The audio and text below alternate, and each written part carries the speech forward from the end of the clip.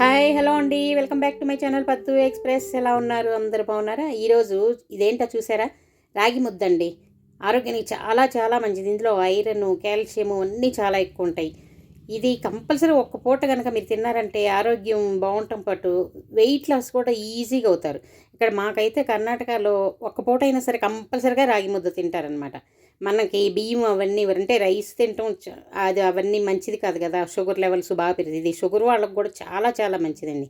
ఇది ఎలా చేసుకోవాలో ఇప్పుడు చూద్దాం. చూడండి, ఒక గిన్నెలో 1కి 2 చొప్పున ఫస్ట్ పిండి కొలుచుకొని తర్వాత ఒక బౌలు పిండి తీసుకుంటే 2 బౌల్స్ వాటర్, లేదా ఇంకొక పావు కూడా పోసుకోవచ్చు. కావాలంటే కొంచెం గట్టిగా అక్కర్లేదు, కొంచెం సాఫ్ట్గా కావాలంటే ఇంకొక పావు పోసుకో, 2 పావు పోసుకోవచ్చు. ఈ నీళ్ళు మరిగిన తర్వాత కొంచెం సాల్ట్ వేసుకొని ఇప్పుడు పిండిని డైరెక్ట్గా వేసేసి ఒక్క నిమిషం ఆగాలన్నమాట. మనం వెంటనే కలపెట్టకూడదు, ఉండలు ఉంటుంది. ఒక నిమిషం ఆగిన తర్వాత నిదానంగా ఇలా కలుపుతూ ఉండాలి. ఎంత ఈజీగా చేసుకోవచ్చో చూడండి, చాలా ఈజీ అనమాట. నువ్వు ఇలా కలబెడుతూ ఉండాలి. మొత్తం బాగా ఉండలు లేకుండా బాగా కలిసిన తర్వాత కొంచెం మూత పెట్టి ఒక 2 నిమిషాలు మళ్ళీ వదిలేయాలి. అంటే లోపల ఉడుకుతుంది అనమాట, లేదంటే పచ్చిగా ఉంటుంది పిండి. మొత్తం కలిసిపోయిందా? ఇలా చూడండి. మొత్తం కలిసిపోయిన తర్వాత ఉండలు లేకుండా కలుపుకోవటమే ఇందులో ముఖ్యం, ఇంకేం లేదు. మనకైతే మన పాతకాలంలో తెడ్డు ఉండేది కదా, అలాగంటే ఉడిన దాంతో కలుపుకుంటే బాగుంటుంది. స్పూన్లు అవి కొంచెం గట్టిగా ఉంటుంది కదా, స్పూన్లతో వాటితో కలపెడితే కొంచెం ఇరిగిపోవటం, బెండ్ అవ్వటం అలా ఉంటుంది. మొత్తం బాగా కలుపుకొని ఒకసారి కొంచెం సేపు మూత పెట్టి ఒక 2-3 నిమిషాలు అంతే. మళ్ళీ తీసి మళ్ళీ ఒక్కసారి కలబెట్టేసుకోవటం. ఏం లేదు, ఉండలు లేకుండా కలుపుకోవటం. ఇందులో టెక్నిక్ ఇంకేం లేదు, ఉండలు లేకుండా బాగా కలుపుకోవటం. వుడిన్ స్టిక్ తీసుకొని, ఇది కాకుండా మనకి ఇక్కడ ఏం చేస్తారు, పప్పు గుత్తిలాగా కర్రలు ఉంటాయి అన్నమాట. అంటే పప్పు గుత్తికి వస్తుంది కదా వుడిన్ది, అలాగా కర్ర లాంటివి ఉంటాయి. దాంతో బాగా తిప్పుతారు. అంటే అది గరిటెకి అంటుకోకుండా అలా అయితే తిప్పడానికి ఈజీగా ఉంటుందని అలాగనమాట. ఇది నేనైతే నా ఏఎంసీనే అన్నిటికీ వాడతాను. చూడండి, ఏఎంసీలో గిన్నెలో చేస్తున్నాను. మనకి అలాంటి తెడ్లు అలాంటివి లేవు కాబట్టి మామూలు. మళ్ళీ ఒకసారి ఇంకొక 2 నిమిషాలు మూత పెట్టి ఉడికించుకున్న తర్వాత అంతే, రెడీ అయిపోద్ది. ఇది రెడీ అయిన తర్వాత మూత పెట్టి కాసేపు వదిలేయాలన్నమాట. ఒకవేళ అడుగున కొంచెం అంటుకుంటుంది, మూత పెట్టి ఒక 5 నిమిషాలు 10 నిమిషాలు వదిలేసామంటే అంటుకున్నదంతా చక్కగా లేచి వస్తుంది. ఏముండదు, ఏం మాడదనమాట. కొంచెం లాస్ట్ అంటుకుంటుంది అంతే.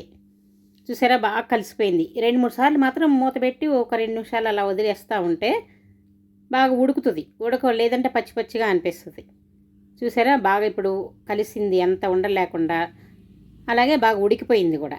ఇంకా దీన్ని ఒక 2 నిమిషాలు మూత పెట్టి వదిలేసి ఒక 5 నిమిషాలు 10 నిమిషాలు వదిలేయాలన్నమాట. వదిలేసిన తర్వాత తీస్తే అడుగున అంటుకున్నది కూడా ఏముండదు, మొత్తం వచ్చేస్తుంది.